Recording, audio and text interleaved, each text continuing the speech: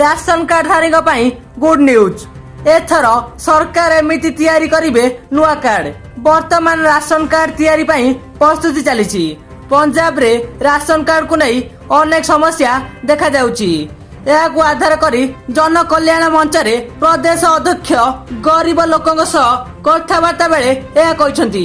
से कहिसंती जे आज गरीब लोक माने सेमानकर राशन कार्ड तैयारी करिया पई अनेक समस्यार सम्मुखीन हेउचंती।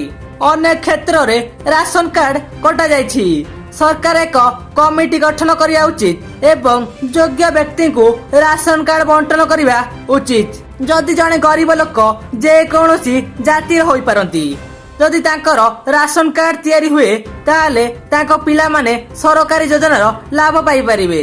एहा परे राज्य जिला एवं ब्लॉक स्तर रे कैंप स्थापन करी सेमानकर सुनानी मध्य करा जिबा उचित बोली कुआ जायछि। जेउ घरे आयर कोनोसी माध्यम अछि तेबे सेमानकु राशन कार्ड रो कटा जिवो। पुनर्बार राशन कार्ड प्रस्तुत करने राज्य सरकार दाबी करछंती।